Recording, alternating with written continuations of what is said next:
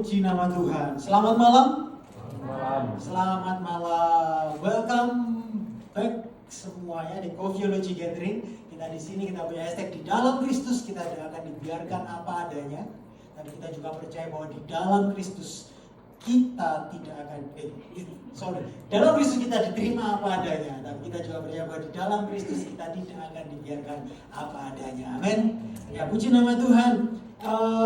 Kita ada di Coffeeology Gathering yang kedua terakhir sebelum kita pindah ke Sunday morning ya. Jadi start bulan Juli kita akan adakan ibadah di hari Minggu, tepatnya jam 10.30 pagi hari. So, kalau jangan salah tanggal, jangan salah jam, jangan salah hari, starting bulan Juli nanti kita akan mulai ibadah di hari Minggu pagi. Jadi ini adalah dua ibadah Coffeeology Gathering yang terakhir di bulan Juni ini. Next month kita akan mulai ibadah hari Minggu pagi. Puji nama Tuhan. Nah, saya akan dalam 40 menit ke depan kita akan membahas apa yang menjadi topik bahasan kita sepanjang bulan Juni ini, yaitu tentang Roh Kudus. Kita masih akan melanjutkannya, dan minggu lalu kita telah sama-sama belajar tentang tuntunan Roh Kudus dalam kehidupan kita orang percaya. Dan salah satu poin yang kita belajar minggu lalu adalah bagaimana kita tahu Roh Kudus itu menuntun hidup kita. Nah, ada yang ingat? Apa? Bagaimana kita tahu kalau Roh Kudus itu ada dalam diri kita? Ya, puji Tuhan. Ada satu orang yang mendengarkan, dan itu istri saya. Pertentangan ya. Roh Kudus menuntun kita tahu Roh Kudus tinggal dalam diri kita. Kalau ada pertentangan di batin dan dalam diri kita, ya, ayat yang kita baca minggu lalu menegaskan hal ini, Galatia 5 ayat 16 dan 17. Maksudku ialah, hiduplah oleh roh, maka kamu tidak akan menuruti keinginan daging, sebab keinginan daging berlawanan dengan keinginan roh, dan keinginan roh berlawanan dengan keinginan daging. Akibatnya apa? Karena keduanya bertentangan, sehingga kamu setiap kali dan melakukan apa yang kamu kehendaki ya. Jadi kita belajar minggu lalu bahwa Roh Kudus kalau tinggal dalam hidup kita orang percaya, pasti akan ada pertentangan dalam diri kita. Pertentangan apa? Kita sekarang aware akan apa itu dosa, kita sekarang aware apa yang salah, dan kalau kita memaksakan diri itu tetap melakukan hal yang kita tahu itu salah, pasti akan ada pertentangan dalam batin dan diri kita yang sudah ditebus. Nah, dalam Roma 7, Paulus juga menyadari dan mengakui adanya pertentangan di dalam diri orang yang hidupnya dituntun oleh Roh Kudus. Dia berkata di Roma 7 ayat 15, tetapi apa yang aku benci, itulah yang aku perbuat, kata Paulus. Apa yang aku benci, tapi justru itu yang tak perbuat. Ini menandakan apa? Bahwa pada saat yang sama, orang Kristen, orang percaya, orang yang hidupnya dituntun Roh Kudus sebenarnya semacam mengalami perubahan mendasar dalam kesadarannya. Sekarang jadi benci akan dosa, tidak bisa menemukan kesenangan dalam dosa, tetapi Paulus bilang, tapi apa yang gue benci, itulah yang gue berbuat. Tetap masih ada pertentangan, masih ada tension. Ada pertentangan. Jadi memang saya mau kasih tahu, dalam diri seorang Kristen, Roh Allah itu telah masuk dan tinggal. Minggu pertama kita belajar pribadi Allah. Roh Kudus itu berhabitasi sekarang di dalam diri, hati orang percaya. Dan ketika Roh Kudus berhabitasi, dia mengubahkan batin dan diri kita sehingga kita sekarang aware, menginginkan Allah dan hidup dalam kekudusan. Tetapi realitasnya daging atau sifat berdosa itu masih ada juga, cukup kuat untuk menghalangi kita melakukan apa yang diinginkan dan keinginan baru yang ditimbulkan oleh Roh Kudus yang tinggal di dalam diri kita. Dapat mengerti sampai di sini? Ini baru pembukaan. Nah, fakta ini sebenarnya ya menyadarkan kita dari kedua kebohongan. Kalau kalian mengaku orang Kristen, kalau kita ini sudah orang Kristen, dengar gak? Kadang-kadang kita dengar dua kebohongan ini. Orang Kristen itu seharusnya tidak lagi bergumul dengan dosa. Kalau tambah tinggi, harusnya sudah gak berasa lagi. Gak berasa ingin berdosa lagi, gak berasa lagi godaan itu. Orang Kristen seharusnya tidak lagi bergumul dengan dosa. Saya sering ditanya kok. Kadang kalau pas di live group kemarin bilang, masih bisa marah sama si lo? Ya masih bisa, masih pengen marah. Loh iya tahu. Tapi apakah godaan untuk marah itu selalu tetap ada? Ya, tetap ada. Pengen nggak? Aku tahu aku nggak mau marah, tetapi kalau kesulut tetap juga bisa marah, benar? Jadi ada kebohongan orang Kristen seharusnya tidak lagi bergumul dengan dosa. Atau kebohongan selanjutnya, orang Kristen kan juga manusia, kebalikannya. Jadi wajar kalau masih berbuat dosa sama seperti orang lainnya. Nah itu kayak dua pandangan nih, dua yang bergema ini kan. Yang satu bilang kalau jadi orang Kristen berarti seharusnya nggak lagi bergumul dengan dosa. Kalau Roh Kudus sudah tinggal berarti harusnya nggak bergumul dengan dosa lagi, nggak bisa marah, nggak bisa tergoda dan lain sebagainya. Itu pandangan sebenarnya legalisme. Kebohongan keduanya adalah kalau yang ekstrim satunya, orang Kristen kan juga manusia, hidupnya di sebuah. Jadi wajar lah kalau kita ini masih berdosa, wajar lah kalau masih marah-marah, wajar lah kalau masih suka main wanita dan lain sebagainya. Nah itu pandangan yang ekstrim. Kebalikannya, pandangan antinomianisme, orang yang nggak suka hukum, orang yang melanggar, ya namanya juga manusia. Nah tapi sebenarnya Roh Kudus memberi kita jalan ketiga. Ada jalan yang ketiga yang bukan jalan Kristen, itu sebenarnya bukan jalan legalisme, juga bukan jalan antinomian. Tetapi ada jalan yang ketiga, cara hidup baru, yaitu cara hidup di dalam Roh. Cara hidup dalam Roh atau jalan Injil. Ini bukan jalan tengah, ini juga bukan jalan kompromi, tetapi benar-benar sebuah kehidupan yang baru. Kehidupan yang baru bagaimana? Yang sadar memang ada pertentangan dalam diri orang percaya, tahu apa itu kekudusan, tahu apa yang harus dilakukan, tetapi tetap tidak buta terhadap fakta bahwa kita ini masih ada dosa yang tinggal dalam diri kita, masih ada tabiat lama kalau pakai bahasa Paulus yang ada dalam diri kita.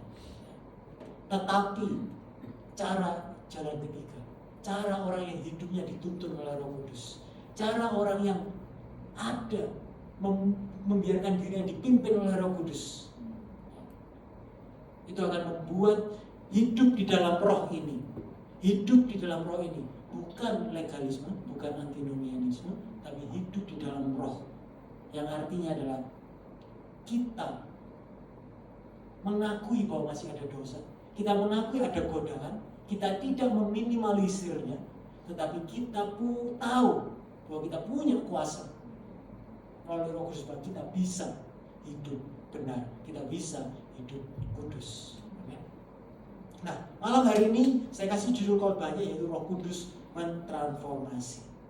Kenapa transformasi? Gambarnya di sini adalah kepompong yang jadi kupu-kupu. Saya tidak mau bernyanyi sahabat pompong seperti kupu-kupu kan itu. Karena apa yang Roh Kudus kerjakan dalam diri orang percaya itu seperti mentransformasi. Kata transformasi yang dipakai dalam Alkitab ini punya gambaran seperti ulat yang jadi kupu-kupu. Sungguh luar biasa ya. Kadang saya mikir ya, kok kenapa Tuhan ini enggak menciptakan langsung aja kupu-kupu? Apakah Tuhan mampu? Mampu kan? Dan kupu-kupu kan sangat banyak macamnya, sangat banyak indahnya, bahkan ada kolektor yang namanya kolektor kupu-kupu. Tapi Tuhan menciptakan binatang yang indah ini dari ulat, yang completely different creature. Buat apa? Nah, saya kadang mikir kalau kalian baca Roma 1 bahwa semua ciptaan Tuhan ini menggambarkan, menyatakan siapa Allah. Dan mungkin alasan kenapa Tuhan menciptakan kupu-kupu tapi menciptakan ulat dulu adalah untuk memberikan gambaran kepada kita bahwa hidup orang percaya itu ditransformasi. Seperti apa? Supaya kita ini punya gambaran seperti apa sih kehidupan orang yang ditransformasi oleh Roh Kudus. Seperti apa sih gambaran orang yang hidup dituntun oleh Roh Kudus. Seperti apa sih gambaran orang yang hidup baru dalam Kristus. Seperti kupu-kupu, seperti ulat ditransformasi menjadi kupu-kupu. Apa yang bisa pelajari? Completely menjadi makhluk yang berbeda. Ulat gak bisa terbang. Ulat makannya daun. Ketika jadi kupu-kupu makannya jadi nektar. berubah, beda 180 derajat. Roh Kudus mentransformasi. Roh Kudus mengerjakan dalam diri orang percaya, bukan sekedar kita ini berubah di luarnya, tapi benar-benar perubahan dari dalam keluar. Nah, saya mau pada malam hari ini kita sadar bahwa kalau kita mengaku kita orang Kristen, kita orang percaya, Roh Kudus ada dalam diri kita. Kita ini gak sekedar berubah di luarnya, tapi sebenarnya di dalam ini kita ini berubah dari dalam keluar. Kalian yang dulunya ulat sekarang jadi kupu-kupu. Masalahnya kita sudah jadi kupu-kupu tapi masih makan makanan ulat. Kita harusnya bisa terbang tapi kita masih merambat. Apakah merambat kan? Ya, itulah. Nah, mari kita baca ayat bacaan kita malam hari ini yang terambil dari Roma 8 ayat 1 sampai 13. Lembaga Alkitab Indonesia memberikan perikop Roma 8 ini hidup oleh roh. Tapi kita nggak akan membaca seluruh ayatnya karena mungkin terlalu panjang. Jadi kita akan kalian baca nanti di rumah. Saya akan baca ayat-ayat yang sesuai dengan pokok yang akan kita pelajari pada malam hari ini. Roma 8 ayat yang 1 sampai ayat 13. Itu menjadi ayat bacaan kita pada malam hari ini. 3 poin yang akan saya bahas adalah dasar transformasi, kuasa transformasi, dan respon kita atas transformasi yang Roh Kudus kerjakan. Kita akan belajar dasar transformasi. Dasarnya kenapa kok ulat bisa jadi kupu-kupu. Dasarnya kita yang seperti ulat jadi kupu-kupu. Lalu kuasa transformasi dari Roh Kudus dan respon kita atas transformasi Roh Kudus. Yang siap belajar, saya mau lihat tangannya. Puji Tuhan, hampir semuanya. Oke, mari kita masuk ke poin pertama, dasar transformasi. Roma 8 ayat 1 berbunyi demikianlah, sekarang tidak ada penghukuman bagi mereka yang ada di dalam Kristus Yesus. Demikianlah, sekarang tidak ada penghukuman bagi mereka yang ada dalam Kristus Yesus. Kalian gak salah baca. Tidak ada penghukuman bagi semuanya yang ada di dalam Kristus Yesus. Luar biasa. Mungkin ada yang hadir pada malam ini perlu mendengar ayat ini. Tidak ada penghukuman lagi bagi kalian yang ada di dalam Kristus Yesus. Paulus pakai kata istilah hukum di sini. Tidak ada penghukuman, tidak ada sanksi, tidak ada denda. Tidak ada lagi gone, hilang. Kalimat ini memberitahu posisi kita sebagai orang Kristen. Bebas dari semua hutang, bebas dari semua hukuman. Tidak ada yang memberikan tuntutan kepada kita lagi yang sudah ada dalam Kristus Yesus. Berarti Allah tidak mempunyai apapun untuk dapat menghukum kita. Kesalahan kita tidak lagi diperhitungkan. Nah, kenapa ini penting? Karena banyak orang yang berpikir bahwa orang Kristen hanya sementara bebas dari hukuman. Pada waktu kita mengaku tobat, lalu hidup, habis tobat kan biasanya hidupnya benar, hidupnya baik-baik, masih kapok. Itu artinya sama dan tidak dihukum. Tapi waktu mereka jatuh lagi berbuat dosa, mereka akan kembali dihukum sampai mereka mengaku dan bertobat lagi. Artinya dengan kata lain, orang Kristen berbuat dosa bisa kembali kepada berada di bawah penghukuman dan bisa binasa jika mati dalam keadaan berdosa itu. Jika ini gambarnya, maka orang Kristen adalah orang yang selalu kayak bolak-balik masuk keluar dari penghukuman. Keluar masuk bolak-balik dari penghukuman. Tapi ayat yang baru kita baca ini tidak sejalan dengan konsep seperti itu. Pernyataan Paulus dalam ayat 1 ini secara literal harafiah mengatakan tidak ada penghukuman bagi kita yang ada di dalam Kristus Yesus. Artinya saat kita percaya pada Yesus Kristus, penghukuman dihapuskan untuk selamanya. Yang ada hanyalah penerimaan Allah terhadap kita. Nah, mata-mata yang mungkin menuduh, Yesus sesat ini. Ya. Coba kasih kesempatan, dengarkan ilustrasi ini. Apa sih perbedaan antara orang yang belum percaya, yang berbuat dosa, dengan orang Kristen, orang yang di dalam Kristus yang berbuat dosa? Tadi saya jelasin kan, orang Kristen masih bergumul dengan dosa, Yes, atau cuma saya yang bergumul? Kita pasti, kalau kita begini, kita bisa jatuh dalam dosa? Bisa kan? Oke, kita setuju dengan itu. Perbedaan apa antara orang yang belum percaya yang berbuat dosa dengan orang Kristen yang jatuh dalam dosa? Orang yang sudah dalam Kristus yang berbuat dosa adalah perbedaan antara seseorang yang melanggar hukum negara, itu berarti orang yang belum percaya, dengan seorang suami yang telah melakukan sesuatu yang tidak seharusnya dalam relasinya dengan istrinya.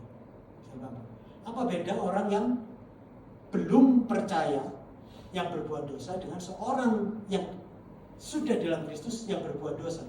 Itu ibarat orang, perbedaan antara seseorang yang melanggar hukum negara dengan pelanggaran relasi, seorang suami yang telah melakukan sesuatu yang tidak seharusnya dalam relasi dengan istrinya.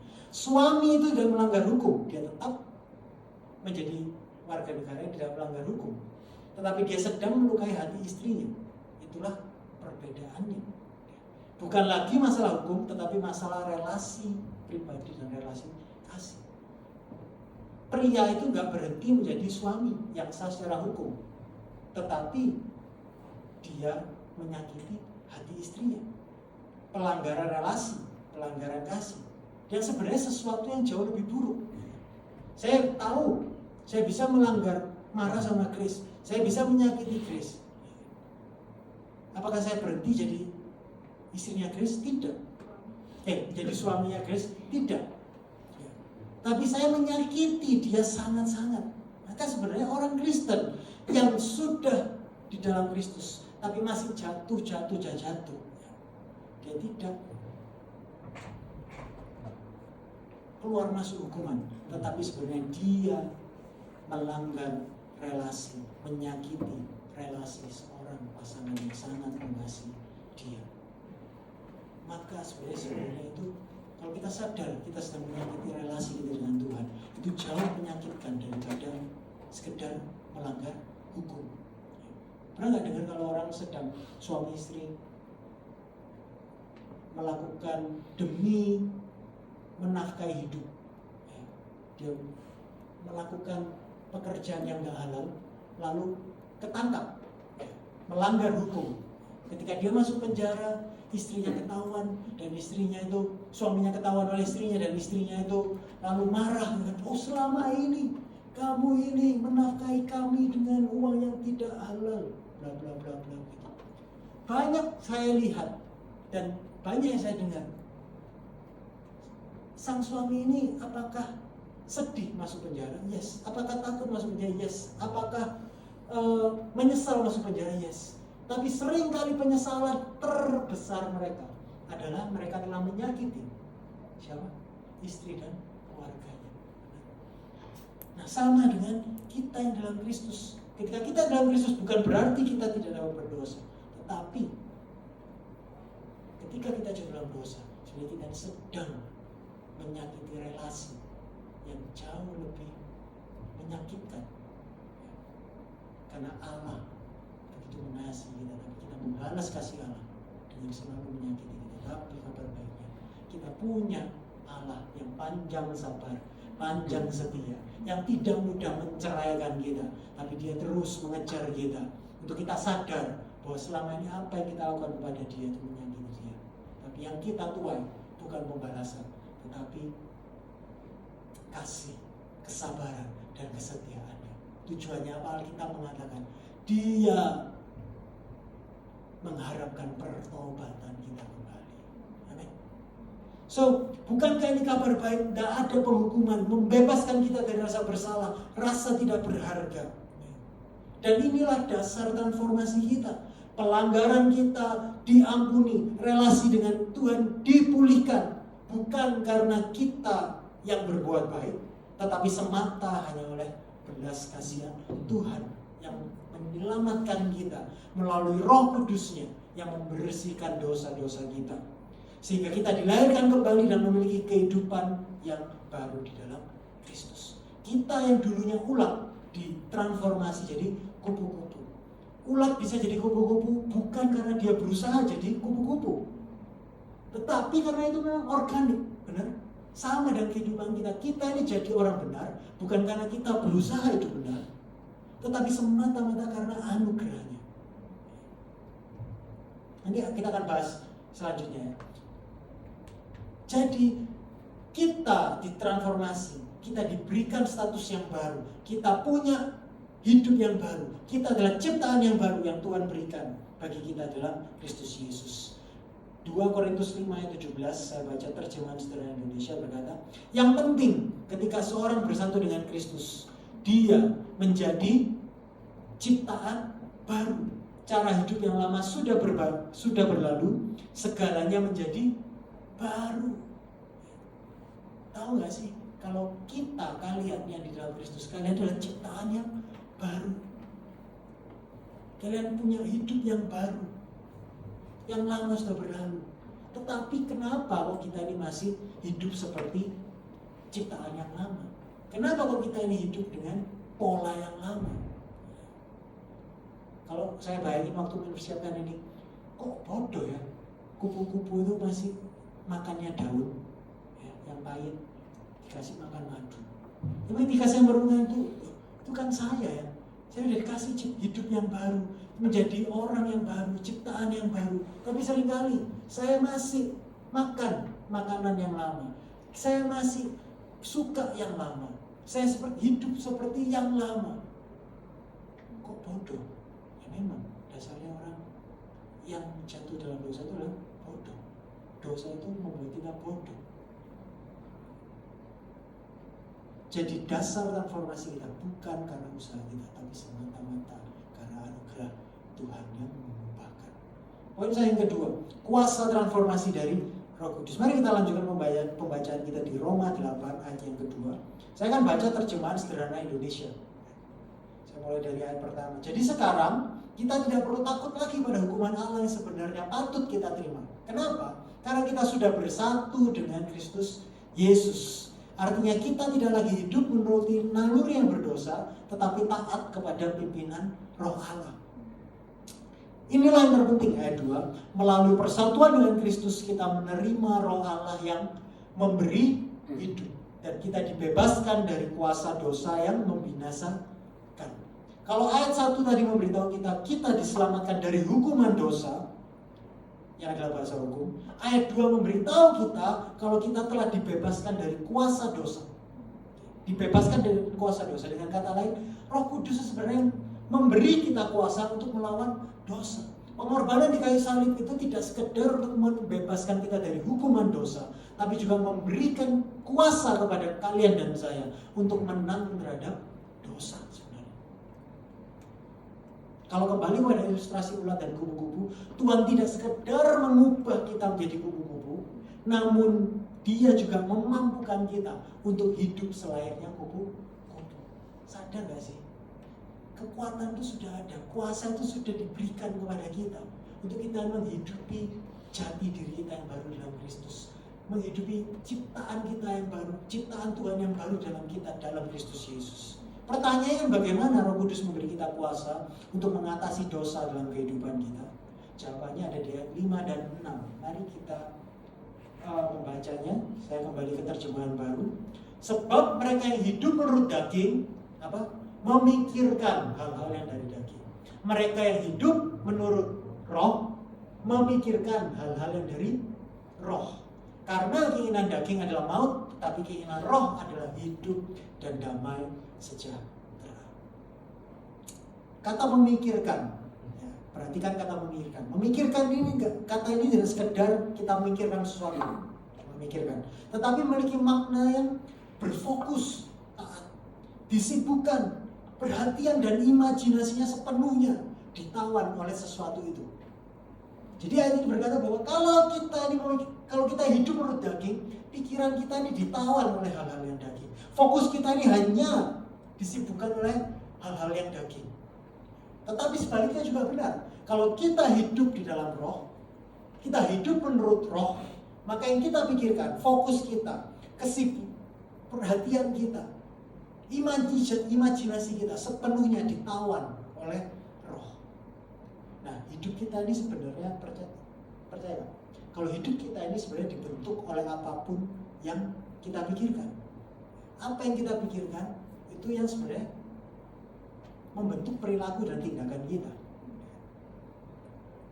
Kalian kesini pun karena kalian terlebih dahulu memikirkan, oh ini hari Jumat, saya baca ada flyer yang kemarin saya terima, saya baca, saya mau disegarkan, saya mau menerima kebenaran firman Tuhan, saya mau bertemu mungkin dengan teman, maka saya ngambil motor, ngambil mobil, naik Grab untuk berangkat ke sini. Tindakannya dimulai dari pikiran, nggak mungkin tiba-tiba, oh naik Grab kemana? Nggak tahu Pak, bawa aja, tiba-tiba sampai di sini. Mulai dari pikiran kita memikirkan sesuatu dan itu membentuk apa yang kita perbuat. Nah, mengatasi dosa dalam kehidupan kita ini juga dimulai dari pikiran kita, dan kemenangan atas dosa hanya akan muncul dari memikirkan hal-hal yang dari roh. Pertanyaan apa itu memikirkan hal-hal yang dari roh? Nah, memikirkan hal-hal yang dari roh ini bukanlah memikirkan, oh berarti harus memikirkan agama, memikirkan hal-hal teologis, memikirkan ayat-ayat. Betul, itu benar, tetapi bukan itu yang dimaksud. Tetapi kalau memang hal itu yang dimaksud, maka Paulus yang nulis ini kan Paulus, kitab Roma yang nulis Paulus. Kalau memikirkan hal-hal yang dari roh itu sama dengan memikirkan tentang agama, memikirkan tentang teologi. Paulus itu kan orang yang paling memikirkan agama. Dia ahli Farisi, dia ahli Taurat. Tapi firman Tuhan mengatakan bahwa Paulus ketika belum berjumpa dengan Yesus, dia tidak hidup di dalam roh, dia hidup dalam kedagingan. Nah, apa itu hal-hal yang dari roh? Memikirkan hal-hal yang dari roh. Memikirkan hal-hal yang dari roh itu adalah memikirkan hal-hal yang diperhatikan oleh Roh Kudus. Memikirkan hal-hal dari roh itu artinya disibukkan oleh hal-hal yang dipikirkan oleh roh. Kalau kalian ingat, apa misi utama Roh Kudus? Khotbah saya di seri mengenal pribadi Roh Kudus. Apa misi utama Roh Kudus? Seperti spotlight yang menyorotkan cahayanya kepada sebuah objek. Roh Kudus misi utamanya menyorotkan pandangan kita bukan kepada dirinya sendiri, tapi kepada Yesus Kristus. Artinya memikirkan hal yang dari roh. Gampangnya adalah memikirkan apa yang Roh Kudus pikirkan, yaitu Roh Kudus selalu berpikir kepada Yesus. Apa yang Yesus kerjakan, bagaimana Yesus melakukannya, apa yang memotivasi Yesus, itulah yang dipikirkan oleh roh. Dan kalau kita di dalam roh, maka kita pun seharusnya memikirkan hal-hal yang dari roh. Memikirkan apa yang Roh Kudus pikirkan. Kalau Roh Kudus memikirkan Yesus, maka kita pun juga harus memikirkan Yesus. Memikirkan hal-hal dari roh berarti tidak pernah lupa akan posisi kita yang istimewa. Memikirkan hal-hal dari roh tidak pernah lupa posisi kita di dalam Kristus Yesus. Kita gak pernah lupa tentang apa yang Yesus sudah lakukan bagi kalian dan saya. Kita gak boleh lupa dalam pikiran maupun hati kita tentang kasih Allah, bahwa kita telah diangkat sebagai anak Allah melalui Kristus Yesus. Memikirkan hal-hal dari roh berarti tidak pernah lupakan fakta, dengerin, bahwa kita dikasihi, bahwa kita diterima, bahwa kita diingini Allah dalam Kristus Yesus. Memikirkan hal-hal dari roh berarti membiarkan kebenaran ini mendominasi pikiran kita, cara pandang kita, perkataan kita, dan tindakan kita. Jadi kuasa transformasi dari Roh Kudus diberikan kepada kita dengan membuat Yesus semakin besar, semakin indah, semakin mulia di dalam kehidupan kita. Nah, mungkin kalian sampai di sini bertanya sama saya, oke, mungkin batin, bagaimana kebenaran ini terkait dengan kehidupan kita sekarang? Nah, saya mau kasih 2 contoh. Siapa yang di sini pernah cemas? Ada pertanyaan yang nggak akan. Saya mau belajar dari kalian. Kecemasan. Mungkin ada yang datang ke sini cemas karena masalah kesehatan, mungkin cemas masalah keuangan, mungkin cemas melihat masa depan, atau seperti saya pribadi ketika membaca berita seminggu terakhir cemas melihat Israel rudal-rudalan sama Iran, ya kan? Dan rudalnya canggih-canggih yang kali ini, nggak kayak Gaza. Kalau yang waktu di Gaza kan kayak Israel effortless, nggak ada yang tembus. Kalau kali ini kayak, sama-sama kuat. Saya baca peringkat kekuatan militer mereka kan 11-12, satu peringkat 13, satu peringkat 14 kalau nggak salah, atau satu peringkat 12, atau satu peringkat 13. Intinya jajarannya. Kalian bisa bayangin, kalau tim, saya suka basket ya, kalau tim yang kuat jajarannya ketemu, pasti seru, ya kan, imbang. Nah, ini kan cemas, melihat berita perang bikin cemas. Tapi sadar nggak kalau kecemasan itu kan netral sebenarnya. Perasaan cemas itu kita miliki kan sehat. Orang yang nggak pernah cemas, dan itu cuma satu solusinya. Dia itu orang yang nggak peduli. Kalau saya terus, kenapa saya cemas? Ya saya cemas karena saya berpikirnya kalau ini perang berlanjut, maka situasi ekonomi akan bergejolak. Kalau bergejolak, lalu bagaimana dengan misalnya ada investasi, ada bisnis bisa surut. Kenapa saya bisa cemas? Karena saya sebenarnya peduli. Nah, saya mau kasih makan istri saya dengan apa? Nanti saya nyekolahkan jadi gimana? Kalau tiba-tiba yang saya investasikan terus kena perang ini hancur, hilang uang saya. Jadi cemas itu pada dirinya sendiri adalah hal yang baik. Benar? Ketika kita melihat kita peduli terhadap seseorang, kita peduli terhadap sebuah tujuan dalam hidup kita, dan jika ada yang mengancam seorang tersebut atau mengancam tujuan tersebut, yang timbul pasti kecemasan akan timbul, benar? Tetapi jika kecemasan itu sampai melumpuhkan, nah ini disinilah menjadi sebuah problem. Ya. Sampai kecemasan itu melumpuhkan saya, sampai kecemasan itu melumpuhkan kalian. Kita bisa cemas akan masa depan, kita bisa cemas akan kesehatan kita bisa cemas akan keuangan kita.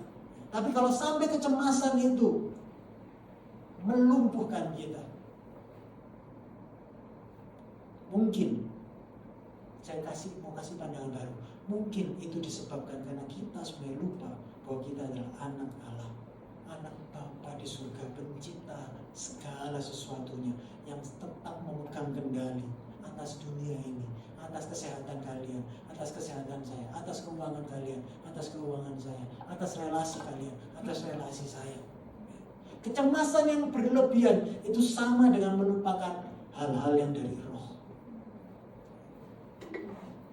Ya, kecemasan itu netral, kecemasan yang berlebihan mungkin itu sebenarnya sama dengan kita sedang melupakan hal-hal yang dari roh. Saya kasih contoh yang lain. Mungkin nggak ada di sini, ada yang di luar. Ada orang pernah nggak ketemu orang yang sering membeli sesuatu hanya untuk terlihat he's somewhere, dia berhasil. Kalau pakai istilah zaman now, flexing lah ya. Kalau kita melihat orang flexing, nggak semua orang yang beli barang berharga itu flexing ya. Tapi you know what I mean. Kita tahu lah ya, ada orang-orang yang secara sengaja flexing. Mungkin di balik orang-orang sebenarnya ada rasa tidak berharga yang mengendalikan hidup itu, mengendalikan hidup orang itu, sehingga barang mewah, pamer kekuasaan, pamer kesuksesan menjadi alat untuk mereka mendapatkan penerimaan, pengakuan dari orang lain demi mengisi kekosongan rasa tidak berharga.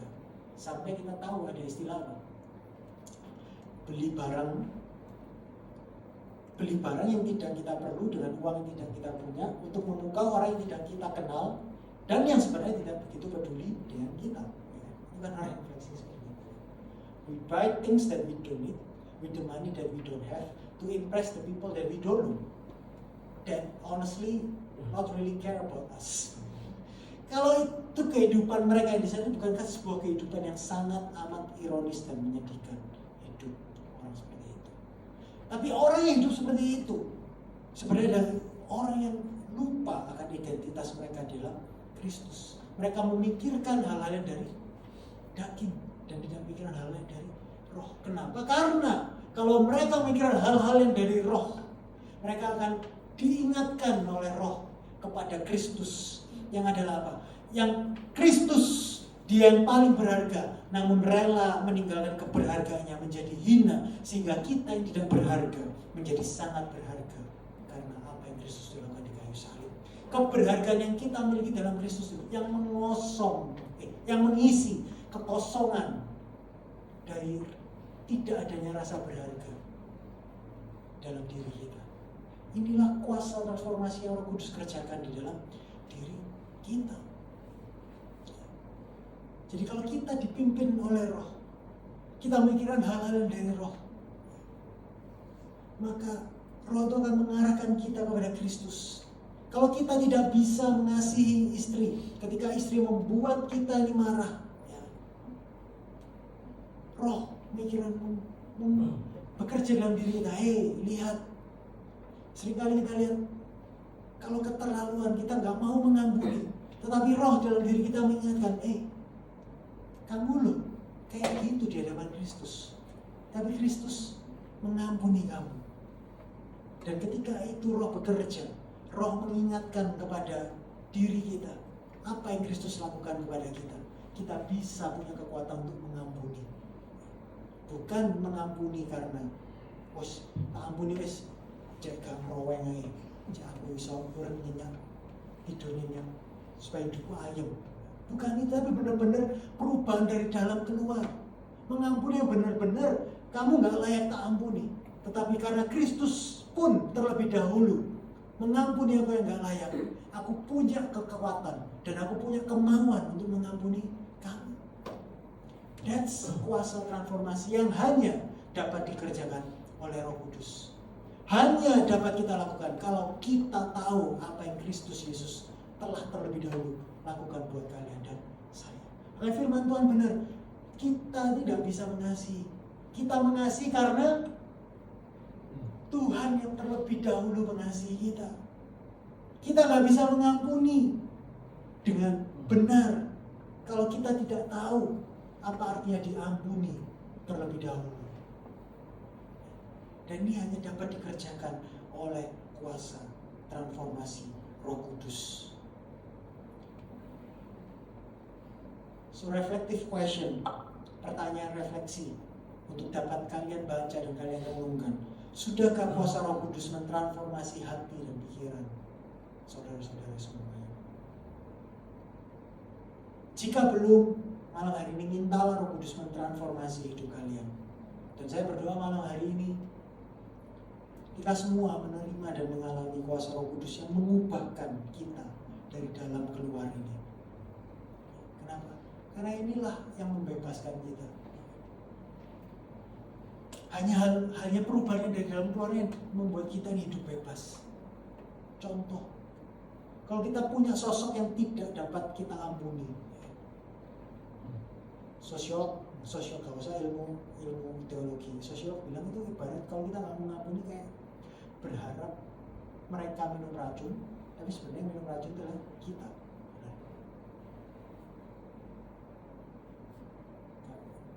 Tapi kemampuan untuk kita bisa mengampuni benar-benar tulus dari dalam keluarga sebenarnya membebaskan kita.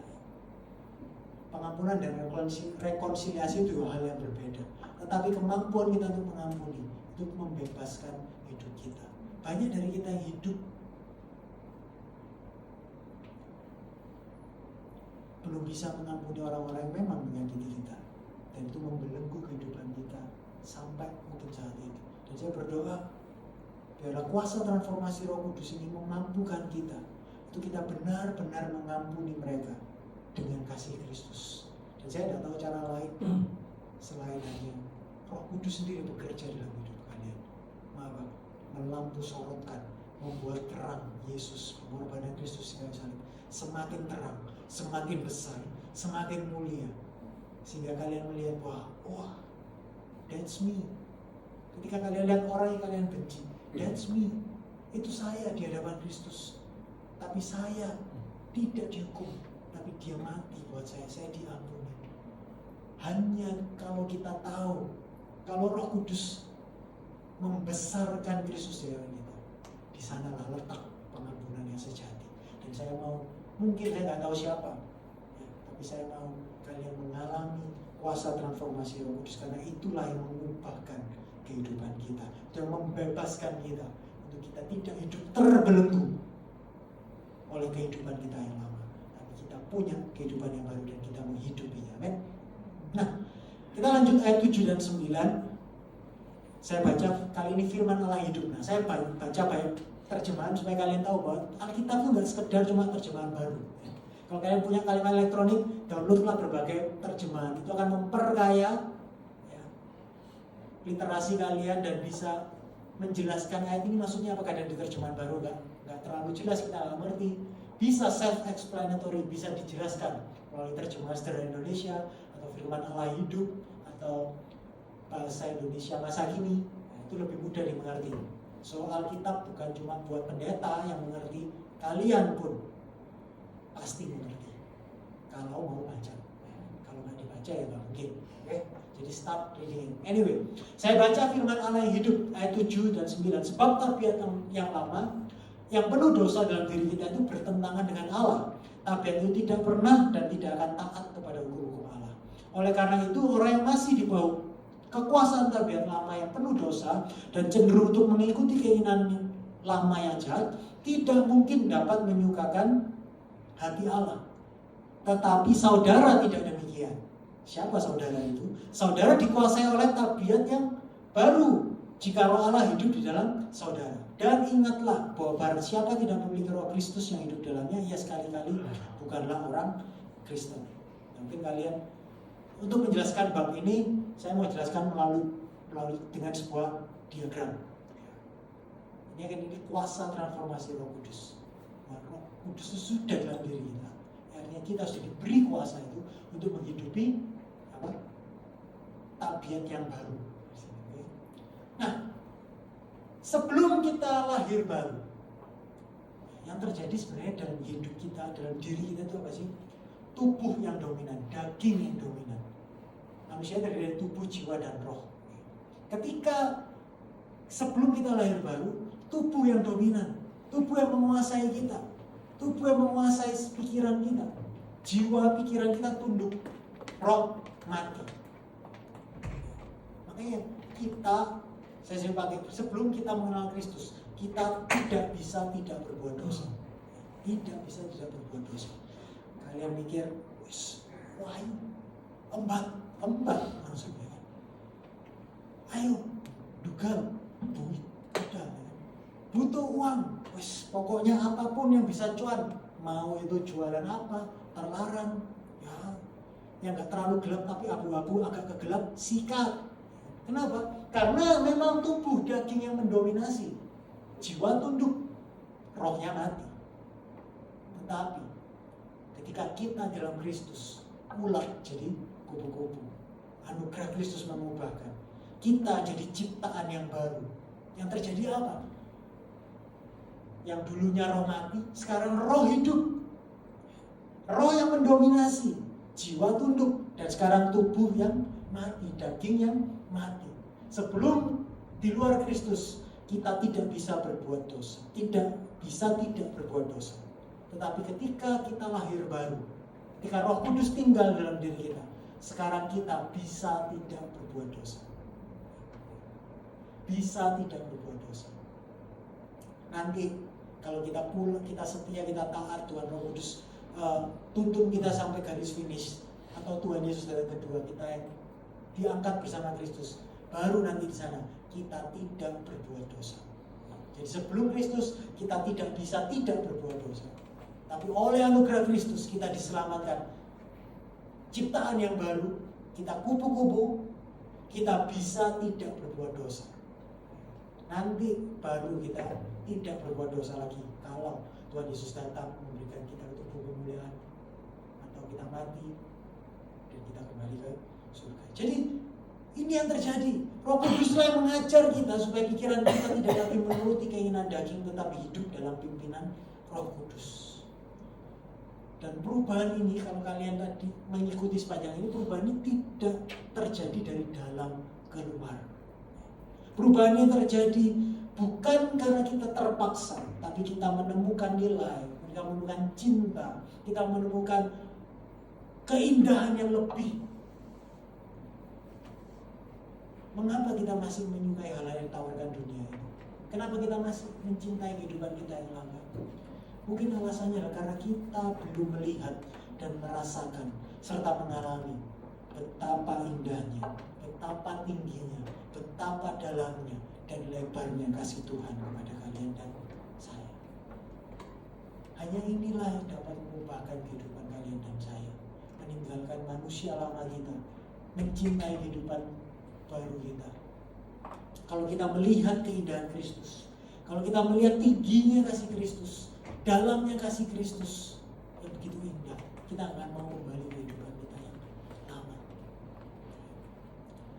Ilustrasinya, meskipun tampang saya modern begini, tapi dalam jiwa saya ini orang yang cukup oldies. Saya ingat waktu saya kuliah 2007-2008 lah ya. Saya ini termasuk dalam lingkaran pertemanan saya yang paling terakhir ganti handphone dari Nokia ini. Siapa? Kalian tahu gak sih? Ya, ini orangnya cukup generasi saya lah yang tahu ini handphone Nokia ya. Kalau kita ngomong sama jenis Alpha dia ngerti ini apa ya? Ulekan sambal. Saya termasuk orang terakhir yang ganti menjadi waktu itu BlackBerry yang lagi booming ya. Tahun 2008. Saya nggak mau karena kalah ngapain?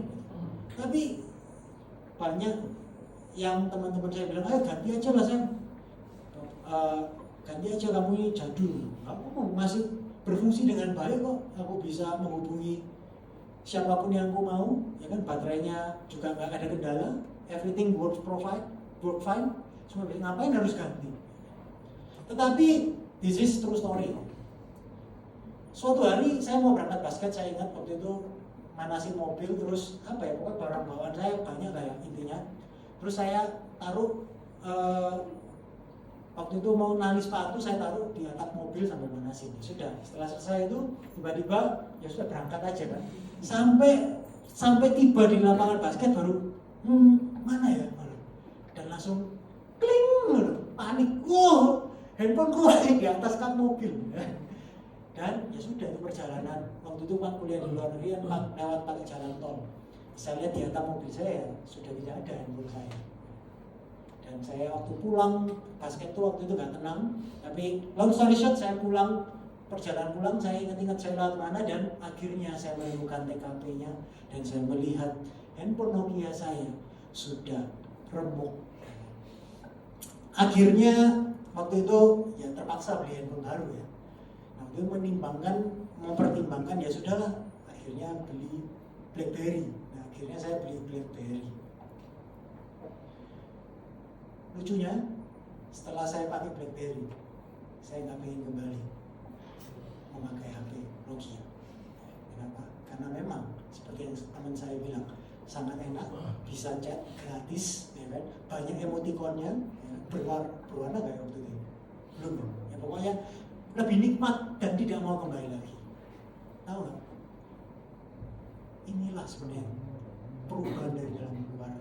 Ketika kita mengalami Yesus secara pribadi, Roh Kudus mengajarkan kepada kita, memberikan sorotan yang besar siapa Yesus dalam hidup. Ketika kita mengalami secara pribadi betapa besar, betapa lebar, betapa tingginya, betapa dalamnya kasih Kristus, seharusnya kita nggak akan kembali ke kehidupan yang lama. Dan saya curiga kadang kita masih senang dengan kehidupan yang lama karena kita belum mengalami sukacita, kemuliaan, keindahan Kristus dalam kehidupan kalian, dalam kehidupan kita secara pribadi. Dari cerita saya juga kadang bilang, kadang Tuhan bikin hancur apa yang kita pegang rata-rata supaya kita dapat memperoleh hal yang jauh lebih indah. Kalau handphone saya tidak dihancurkan Yesus, Tuhan Yesus lah, dihancurkan saya sendiri karena kebodohan saya. Saya nggak akan menikmati keenakan BlackBerry. Sama dengan kalian, dan mungkin ada kehidupan yang kalian selama ini pegang hidup itu, padahal itu adalah hal-hal yang dari daging yang selalu mendominasi, tapi direnggut, diizinkan Tuhan untuk hancur. Supaya apa? Supaya kalian bisa mengalami yang jauh lebih indah, yang jauh lebih mulia, yang jauh lebih memberikan damai dan kehidupan. So, saya berdoa dalam setiap musim kehidupan kita, Biarlah Roh Kudus bekerja untuk membuat Kristus semakin nyata dalam kehidupan kalian. Amin. Inilah kuasa Roh Kudus yang mentransformasi dari dalam keluar.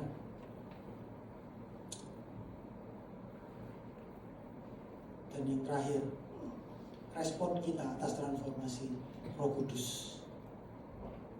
Apa kalau kalian tadi dengerin semuanya dikerjakan Roh Kudus dari dalam keluar.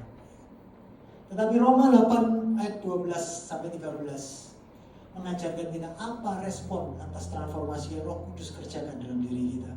Ayat 12 berkata, jadi saudara-saudara, kita adalah orang berhutang, tetapi bukan kepada daging supaya hidup menurut daging. Sebab jika kamu hidup menurut daging, maka kamu akan mati. Tetapi jika oleh Roh kamu, baca sama-sama, mematikan perbuatan-perbuatan tubuhmu, kamu akan hidup. Mematikan di sini artinya menolak sepenuhnya segala sesuatu yang kita tahu salah, menyatakan perang terhadap segala sikap dan perilaku yang salah. Tidak memberi tempat, tidak memberi ampun, tidak bermain-main dengan dosa. Siapa yang melakukannya? Kita, kamu mematikan. Berarti kita yang harus mematikan dosa. Kita yang harus menyatakan perang terhadap kehidupan kita yang lama. Seperti Israel dan Iran, mereka menyatakan bahwa itu musuhku. Perang, aku gak mau mereka selamat. Sudahkah kita punya prinsip yang sama dengan kehidupan kita yang lama? Sudahkah kita punya prinsip yang sama terhadap dosa, kedagingan kita yang lama? Menyatakan perang terhadap sikap dan perilaku kita yang salah. Respon terhadap transformasi yang Roh Kudus kerjakan dalam diri kita seharusnya itu membuat kita tidak akan bermain-main dengan dosa. Kita punya tanggung jawab meresponi. Yes, dasar transformasi Roh Kudus yang kerjakan. Kita ulat jadi kupu-kupu. Itu bukan usaha kita. Semuanya karena kasih karunia. Semua adalah anugerah. Yes, siapa yang kasih kuasa? Roh Kudus yang kasih kuasa. Tetapi respon itu adalah tugas kita.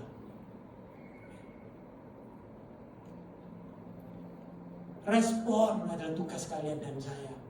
Kita yang mematikan daging. Kita dapat melawannya. Bukan karena kita kuat dan hebat. Bukan juga karena kita digerakkan oleh motivasi takut dihukum. Ingat tadi di awal, kita sudah bebas dari penghukuman.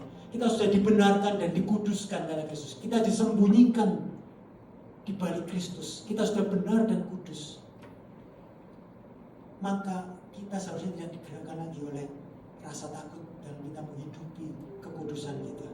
Tapi karena kita sadar motivasi yang benar, motivasi yang paling kuat adalah motivasi apa? Kita adalah orang berhutang. Sadar kita ini berhutang. Kita dikasih hidup yang baru karena Kristus mati buat kita. Ulat jadi kupu-kupu. Ulat itu mati supaya keluar kupu-kupu. Kalian tahu nggak? Kalian jadi indah. Kalian kupu-kupu. Dari saya bilang, kita dari ulat jadi kupu-kupu. Harus ada yang mati untuk kita jadi indah. Tahu siapa yang mati buat kalian dan saya? Yesus Kristus mati di kayu salib.